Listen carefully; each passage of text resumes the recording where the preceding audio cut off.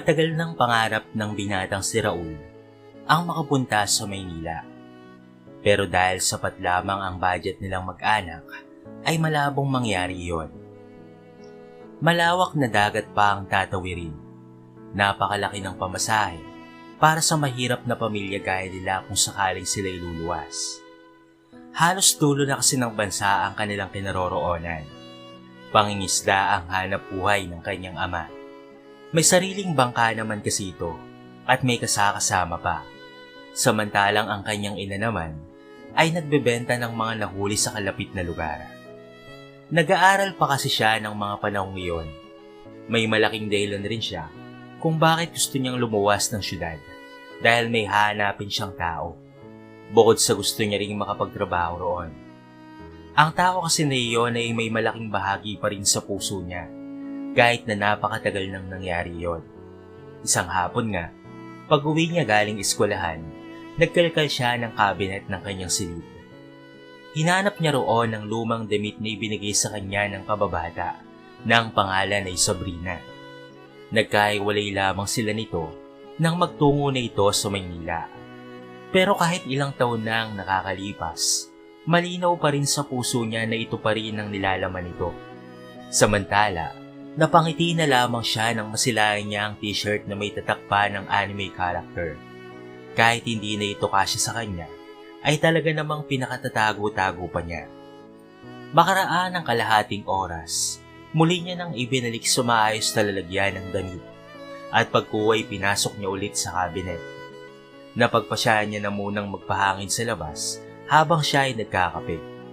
Maya-maya pa ay biglang lumapit sa kanya si Gilbert. Matalik niya itong kaibigan at palaging pinaglalabasan niya ng hinanaing sa buhay.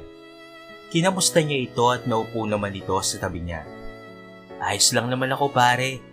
Kanina pa ako nakauwi galing school at nagkataon naman na nakita kita kaya't nilapitan na lamang kita. Mukhang malalim ang iniisip mo . Ano ba yun? May kikwento mo ba yan sa akin? Nakangiti nitong tanong. Hindi naman ito problema pre. May naalala lang talaga ako. Mabilis na tugon naman Raul. Mukhang alam ko na yun . Sa Sabrina na naman ba yan? Ang kababata natin ay hindi na bumalik dito sa probinsya natin? Napatango na lamang si Raul sa sinabi ng kaibigan. Kaya naman kinantsawan siya nito. Ani nito, napakatagal na raw niyon. At dapat ay maghanap na lamang siya ng magiging girlfriend. At baka may nobyo na iyon. Dito naman napaisip si Raul. Mukhang tama ang kanyang kaibigan. Pero wala siyang magagawa. Yung tinitibok ng puso niya kasi ay nasa malayo at wala siyang katiyakan kung may gusto rin ba ito sa kanya o magkakatuluyan rin ba sila balang araw. Bukod kasi sa palihim niya itong iniibig, ay malaki rin ang utang na loob niya kay Sabrina. Noon kasing magkadenda siya, ay nalagaan siya nito sa ospital. Pareho pa kasing may trabaho ang mga magulang niya ng sandaling yon. At si Sabrina lamang ang napag-utusan sapagkat malapit naman na magkaibigan ang kanilang mga magulang. Ang mga magulang rin ito ang nagbabanti sa kanya ng mga panahong iyon. Samantala kinagabihan, sinubukan ni Raul na hanapin ang pangalan ni Sabrina sa lahat ng social media. Pero nabigo lamang siya na ito ay matagpuan. Sa loob-loob niya, baka busy ito sa buhay o di kaya iba na ang ginagamit na pangalan sa naturang social media. Kaya't hindi niya na hinanap pa, umaasa na lamang siya na ito ang makakaalala sa kanya. Hanggang sa isang araw, nabalitaan niya na darating raw yung dating naging kapitbahay nila ayon sa kanilang kalugaran. Kaya naman tuwang-tuwa dito si Raul. Paano ba naman kasi? Wala silang ibang naging kapitbahay kung hindi sina Sabrina lamang. Pero nabigo siya sa bandang huli ng iba pala ang magiging kapitbahay nila. Ito yung naging pangalawang kapitbahay nila noon nung umalis sila Sabrina. Lumipat rin ito sa bandang huli pero muli na namang bumalik. Kaya naman mula nito ay hindi na siya umaasa pa na muling masisilayan ng kababata. Baka hanggang sa panaginip niya na lamang ito matatagpuan. Kaya wala na siyang magagawa pa kung hindi ang tanggapin na lamang iyon. Siguro ito na rin ang dapat gawin niya, kagaya ng payo sa kanya ni Gilbert na kapag dumating na ang pag-ibig sa kanya, ay tanggapin niya na lamang ito kahit hindi na sa Sabrina. Isang araw habang siya ay nasa library at nagbabasa, ay biglang lumapit sa kanya si Vicky. Kaklase niya ito sa isang subject. Bawal ang maingay sa library kaya't malumanay siya nitong binati. "Kamusta na, Raul? Pwede bang makashare ng table mo?" Napahinto naman sa pagbabasa ang binata. Napangiti siya habang nasasabi ng, "Sige, okay lang naman sa akin." Napangiti na rin ang dalaga. At ayon pa rito, hihiyaya si Raul na magtungo sila sa coffee shop mamaya pagkatapos ng klase. At dahil nakikita naman niya na mabait si Vicky, pumayag siya sa kagustuhan nito. Mukhang nais lang naman kasi nito na makipagkaibigan sa kanya at makilala siya ng lubusan. Hanggang sa sumapit na nga ang sandaling iyon. Natanong siya ni Vicky. Ani nito, kung gusto raw ba niya na makipagkaibigan sa kanya. Ani ni Raul, pwede naman raw. Bukas naman kasi siya sa pakikipagkaibigan. Kaya tuwang-tuwa ang dalaga. Nahingi pa nga nito ang ilang contact information niya para kung sakali matawagan siya nito. Nagbigay naman si Raul dito. Pagkatapos nilang magkape, niyayaan naman siya nito na magtungo sa sidewalk. May nagbibenta kasi roon ng balot at dahil paborito rin naman ito ni Raul, nang sabihin ng dalaga na ililibre siya, ay pumayag na siya dahil masarap naman ito at malinamnam pa. Kaya naman ang ginawa na lamang ni Raul ay siya na mismo ang nanglibre sa dalaga.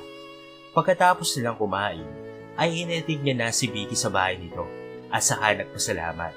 Hindi naman may paliwanag na Raul sa kanyang sarili kung bakit napakasaya niya nang makasama niya ang dalagang si Vicky.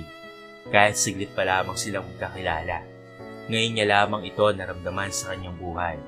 Dito niya napagtanto na talaga namang napakasarap nitong maging kaibigan.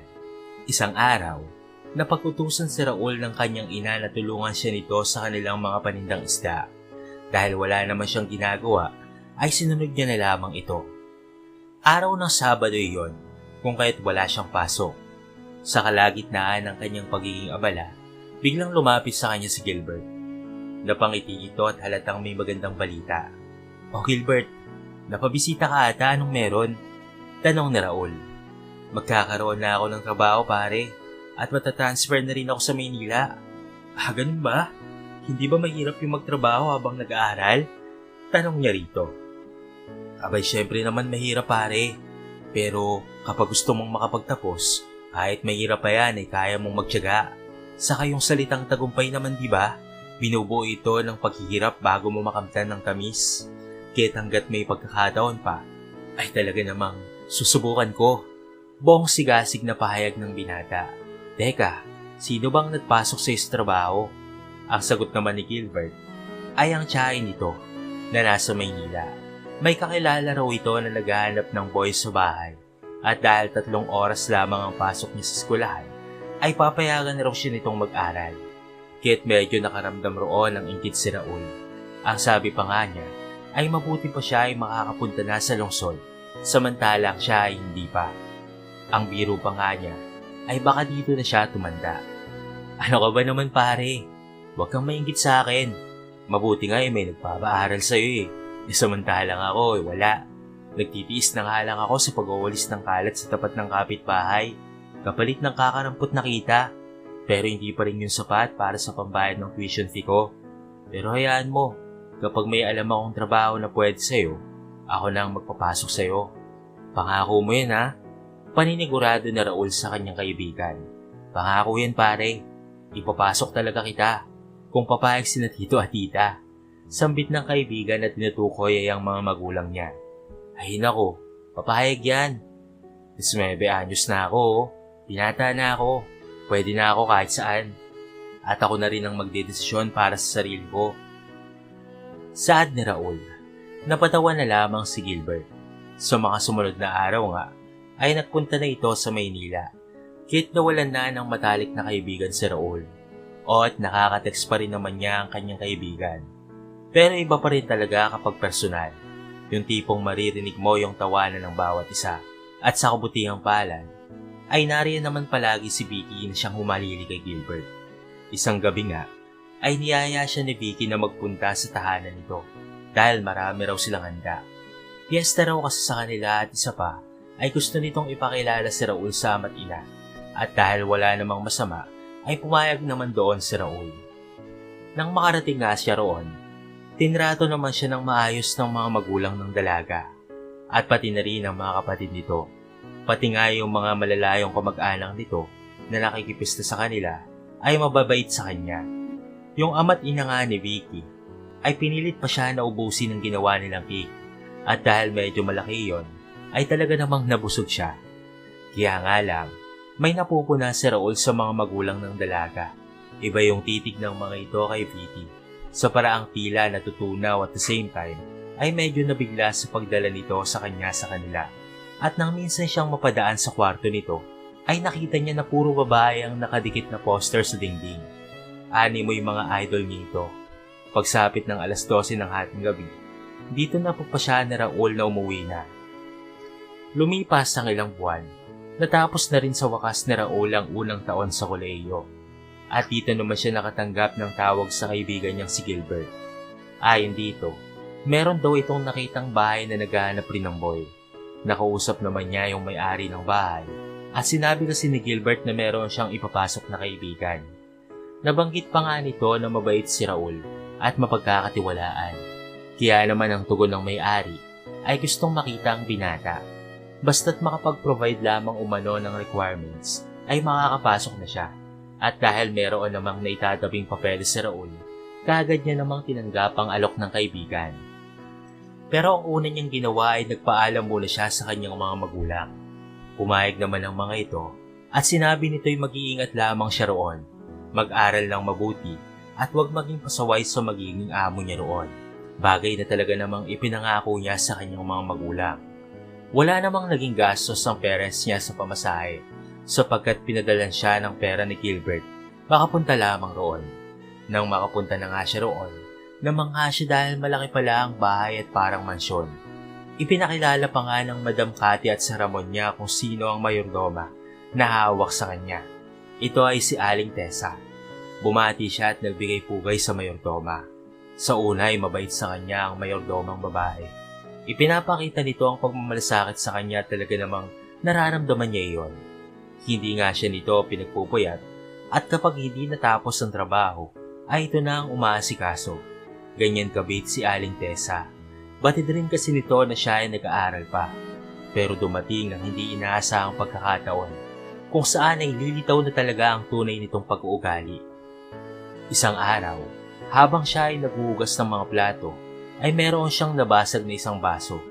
Hindi niya talaga sinasadya iyon dahil bigla itong dumulas sa kanyang palad. Nang marinig iyon ni Aling Tessa, ay agad siya nitong nilapitan. Ano ba yan? Bakit ka nakabasag? Wala ka bang mga mata para makapag-ingat ha? Bulyaw nito sa kanya. Pasensya na po, Manang Tessa. Dumulas lang po talaga. Hindi na po ito maulit. Promise po. Nautal-utal na pahayag ni Raul. Sino ba namang hindi ninervyusin? Dahil unang beses niya pa lamang na nakitang magalit ang matanda. Napakalakas pala ng boses nito na dati ay mahinahon lamang. Sus, hindi mauulit. Talagang hindi na. Dahil kapag naulit pa yan, ay talaga namang makakarating na ito kila Mama't Sir. Pulutin mo yung mga bubog na yan ha. Huwag na huwag mong mawalisan. Dahil kapag nakita ko na winawalisan mo yan, pupukpukin ko yung ulo mo. At pati na rin yung kamay mo. Maliwanag ba? May pagdadalawang isip naman na napatitig si Raul sa mayordoma. Seryoso po ba kayo, Aling Tessa? Dahil sa klase ng tanong niya, ay napapitik ng dila ang matanda. Habang nagpapailing-iling pa ito. Ano ako, nakikipagbiruan sa'yo? Sabit nito sabay kuha ng walis tambo. Hindi nagtagal, bigla nitong ipinukpok sa kanyang kamay. Dahil gawa sa kahoy ang hawakan ng walis, ramdam niya talaga ang sakit nito. Ang akala niya nga ay magkakaroon ng bukol ang likod ng palad niya. Mabuti na lamang ay wala. Dahil sa labis na taranta at takot na baka muling mapukpok, dinampot niya na nga isa-isa ang mga bubog. Nasugatan pa nga siya dahil sa pagmamadaling damputin ito. Hinugasan na lamang niya ang daliri nang matapos na siya at kinamot ito. Hanggang sa sandaling iyon ay talagang nagulat siya. Hindi niya akalain na meron palang tinatagong ganong pag-uugali si Aling Tessa. Dahil dito ay parang alam na niya rin kung bakit ito lang yung nag-iisang kasambahay roon. Marahil yung mga bagong katulong na gaya niya ay hindi tumatagal roon dahil sa kakaibang asal nito. Kung kaya't kumuha na lamang ng panibagong katulong na lalaki ang kanilang amo. Sa hindi inaasahan, ay napakalkal sa bag si Raul. Agad niyang kinuha roon ang lumang damit na ibinigay sa kanya ni Sabrina. Kahit luma na ito at maliit na sa kanya, ay dikit na dikit pa rin ang pagka-paint ng isang anime character. Napahalik pa nga siya rito at humiling sa Diyos na sana ay magkita silang muli ni Sabrina. Nangako kasi ito sa kanya na bago ito umalis ay babalikan siya nito at kapag mayaman na, ay magpapakasal ito sa kanya. Kahit nasa tamang edad na ngayon si Raul at alam niyang pangako lamang iyon ng isang paslit, malakas ang kutob niya na tutupad dito sa mga sinumpa. Maya-maya pa ay naalala niya si Vicky. Hindi siya nakapagpaalam ng maayos rito nang siya ay umalis. Tinawagan niya ito. "Hello? Sino to?" Tanong ng dalaga sa kabilang linya. Boses ito ni Vicky, pero napaka-brusko at tonong barako pa. Saka na lamang naalala ni Raul na bago ang SIM card niya at hindi ito yung nakasave sa phone book ng dalaga. "Hello? Sino nga to? Sumagot ka pre." Sambit nito na medyo galit. Vicky? Ikaw ba yan? Bakit ganyan ang boses mo? Si Raul to, yung kaibigan mo." Nang matapos sabihin niyo ng binata, ay biglang binalot ng katahimikan ng kabilang linya. Pero hindi naglaon, ay tumugon na rin ito. "Raul? O bakit Vicky? Atin lang ito ha." "Oo, sa totoo lang ay tomboy ako. Hindi ito alam ng mga magulang ko. Ang nakakaalam lang ay yung girlfriend ko at mga barkada ko." Pagkukumpirma nito sa kanya na kanya namang ikinagulat. Ani nito, napapansin na rin naman ng parents niya ang patungkol sa kanyang kasirian. Pero tinatanggi niya iyon dahil takot siya na mabago ang pagtingin ng mga ito sa kanya. Sa katunayan, hindi niya kagustuhan ng maging ganito. Kaya nga sinikap niya na mapalapit sa lalaki para mabago ang kanyang katauhan. At dahil alam na ng binata ang patungkol sa kanyang pagkatao, itinigil na niya ang kahibangan na iyon. Samantala natanong naman niya si Raul kung bakit ito napatawag. Sumagot naman si Raul na humihingi siya ng kapatawaran dahil hindi siya nakapagpaalam ng maayos nang siya ay nasa probinsya pa. Aniya, talagang nagmamadali lamang siya doon dahil ayaw niyang malit sa biyahe. Naintindihan naman ito ni Vicky. Nagkwento pa si Raul patungkol sa tunay na ugali ng mayordoma na humahawak sa kanya. Ang komento naman ni Vicky, kung siya raw ang nasa katayuan niya, makakatikim raw ng sapakat na Jack ang matanda na iyon. Pasalamat siya at babae pa rin siya at may edad na. Kaya naman natawa na lamang si Raul doon. Sa pagtatapos pa nga ng pag-uusap nila, nakiusap muli si Vicky na huwag ipagkakalat ang patungkol sa tunay niyang kulay. "Oo, Victor. Vicky, walang makakaalam na isa kang Adonis." Pang-asar na tugon pa ni Raul. Samantala, ang buong akala ni Raul ay hindi na mauulit ang pagmamalupit ni Aling Tessa sa kanya hanggang sa may nangyari na namang hindi inaasahan. Kakauwi lang niya nito galing sa universidad nang bigla siyang pagsisigawan ng mayordoma na ito. Ayon dito, bakit hindi niya raw pinlansya ang mga damit ng mga amo nila bago siya pumasok sa paaralan? Ang rason naman niya ay hindi naman ito gawain ng isang lalaki.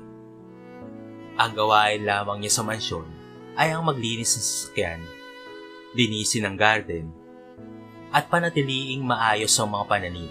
Pero pati mga gawaing pangbabae ay sa kanya pinapagawa ng mayordoma. "Wala akong pakialam sa inuutos na madam sa'yo. Ang intindihin mo ay kung ano ang utos ko sa'yo.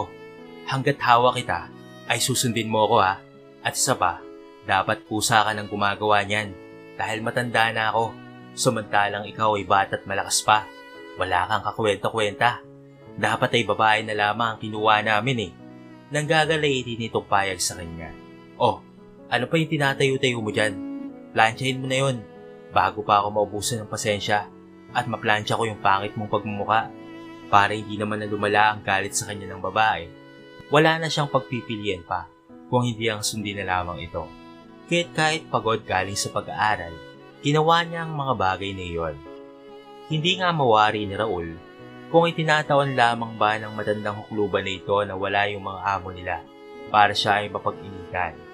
Nasa office kasi ang mag-asawang amo, kahit wala itong kaalam-alam sa pinagagagawa ng mayordoma.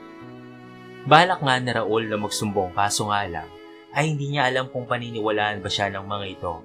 Pero napagpasyaan niya Nasaka na lamang kapag naulit ang pagmamalupit nito sa kanya. Basta't gagawin niya na lamang ang lahat ng pagtitiis.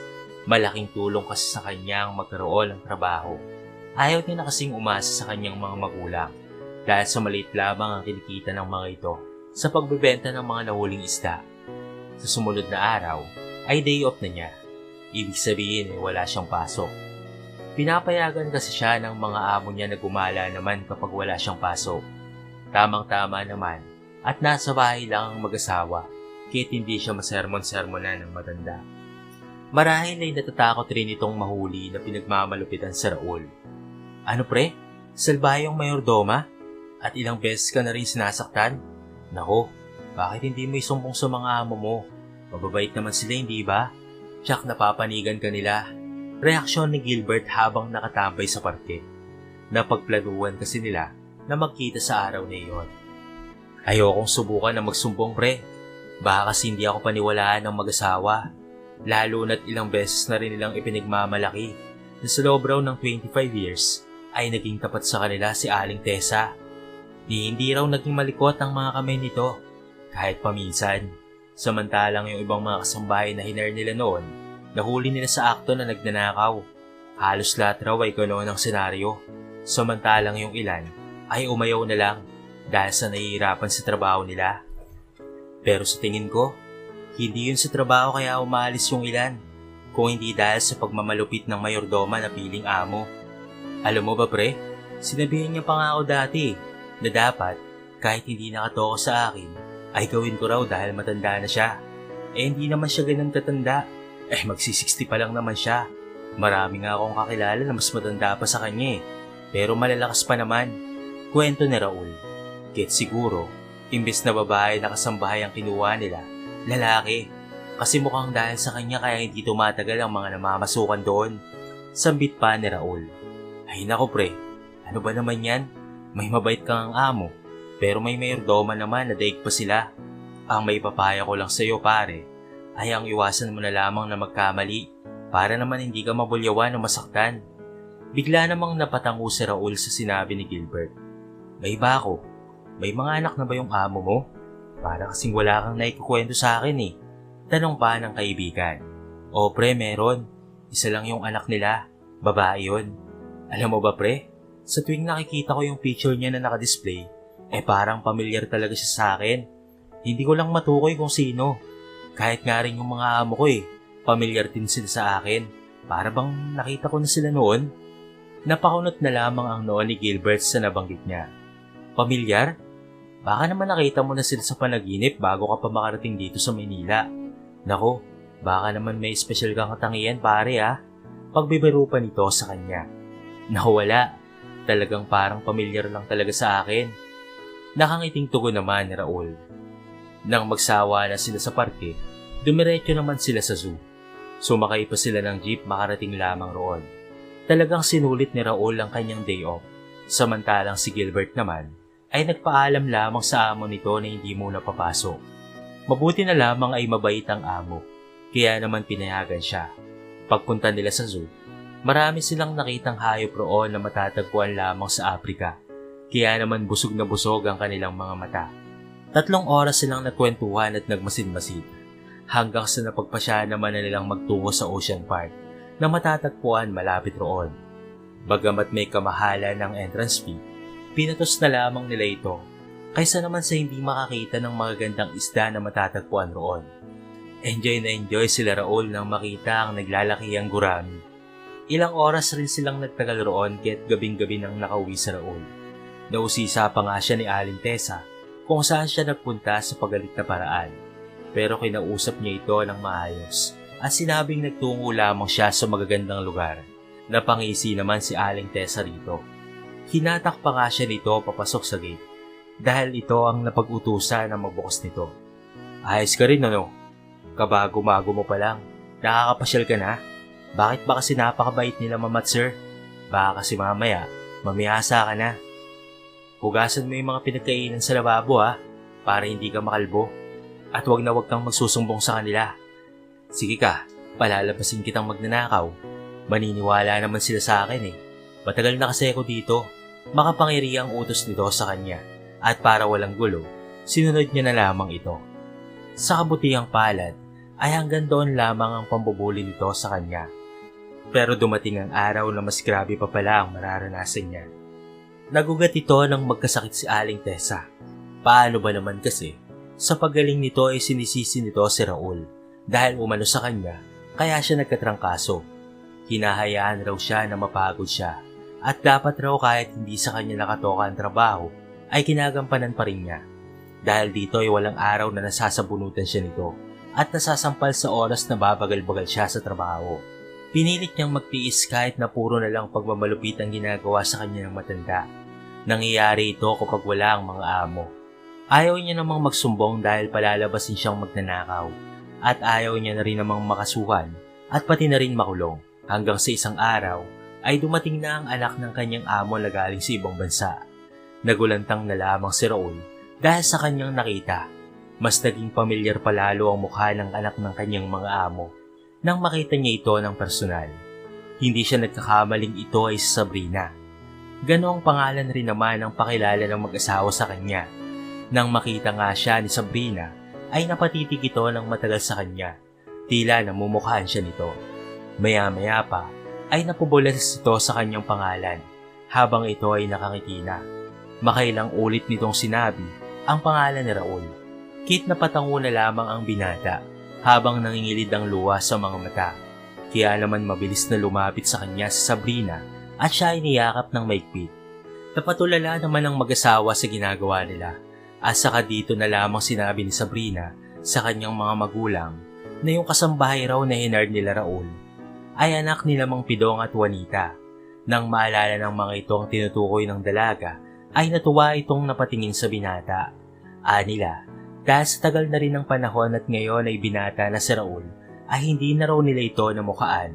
Ang buong akala nga nila ay kapangalan lang ito ng isang batang lalaki sa probinsya na dati nilang tinirhan. Yun pala ay si Raul talaga yon. Ganon rin naman ang akala ni Raul, kaya pala pamilyar ang mga ito sa kanya. Isa pa, nakalimutan niya na rin kasi ang pangalan ng mga magulang ni Sabrina. Tuwang-tuwa naman ang mag-asawa nang muli siya nitong makita. Ani nila, ay gusto raw nilang bumalik ulit sa probinsya, pero dahil abala sila sa trabaho at negosyo, ay hindi maiwan-iwan ang Maynila. Ganon rin naman ang dalaga. Busy ito sa ibang bansa. Nagkamustahan naman si Raul at Sabrina at nalaman na lamang ng binata na nakapagtapos na pala ng pag-aaral ang dalaga. Palibasa ay mas matanda ito ng 3 taon sa kanya. May trabaho na nga ito sa Australia at nakapagbakasyon lang ngayon. Natanong naman siya ng dalaga kung bakit siya pumasok bilang isang boy. Sinabi naman niyang gusto niyang mag-working student. Sa kanilang pag-uusap, napansin ni Sabrina ang iilang pasa sa kanyang braso. Natanong siya nito kung saan ito nakuha. Kaya naman sinabi ni Raul ang totoo na pinagmamalupitan siya ni Aling Tessa. Kung hindi siya nito sinasampal at sinasabunutan, ay pinapalo naman siya nito ng walis tambo sa ulo. Nabanggit niya na rin ang dahilan kung bakit ito nagagalit sa kanya. Dagdag pa niya, ay tinatakot pa siya nito na palalabasin na magnanakaw sa oras na magsumbong siya. Agad namang naniwala sa kanya ang mga magulang ni Sabrina. Walang puwang sa kanila ang taong nananakit sa kapwa. Ayon sa kanila, pwede naman kasing pakiusapan sa Raul ng may inahon at may kanya-kanya silang toka na trabaho na dapat nilang gawin at hindi ipatrabaho sa iba. Kit na pagpasya ng mag-asawa na kahit matagal na sa kanila ang mayordoma ay paaalisin na nila ito sa trabaho. Humingi naman ng tawad si Aling Tessa kay Raul sa mga nagawa nito. Halos lumuwa na ang mga mata nito sa kakaiyak. Wag lang mawala ng trabaho. Pinatawad naman ito ng binata, pero sang-ayon siya sa desisyon ng kanilang amo na paalisin na lamang ang matanda. Kit sa huli, ay pinauwi na si Aling Tessa sa probinsya. Wala itong natanggap na kahit isang kusing. Samantalang si Raul na ang tilalagang bagong katiwala at naghanap na lamang sila ng panibagong kasambahay. Naging maayos naman ang trato ni Raul sa mga katulong. Napagsasabay naman niya ang pag-aaral at nagagampanan niya ng maayos ang kanyang trabaho. Hanggang sa siya'y nakapagtapos na ng pag-aaral. Nakapangibang bansa na rin siya dahil sa tulong ni Sabrina. Nakapasok naman siya sa isang malaking kumpanya na hawak ng dalaga. Kita papadala niya na ng pera ang kanyang ama't ina sa probinsya. Pinatigil niya na ang mga ito sa panghulit pagbebenta ng isda dahil mahirap ang ganong klase ng hanap buhay. Samantala, niligawan naman ni Raul si Sabrina at dahil bata pa lamang ay may pagtingin sila sa isa't isa ay hindi naglaon ay sinagot na rin siya ng dalaga at tuluyan na ngang naging magkasintahan. Suportado naman sa kanilang pagmamahalan sina Gilbert at Vicky na pareho na ring matagumpay sa buhay. Nakokontak na lamang na Raul ang mga kaibigan sa pamamagitan ng messenger. Samantala sa tuwing kasama niya si Sabrina, hindi niya alam kung nananaginip lamang ba siya. Sino ba namang mag-aakala na yung dating pinapangarap niyang makatuluyan ay nobya niya na ngayon. Pinakita pa nga niya yung damit na bigay nito sa kanya noong bata pa lamang sila. Tuwang-tuwa naman si Sabrina dahil nagawa pa niyang maingatan ng munting damit na iyon.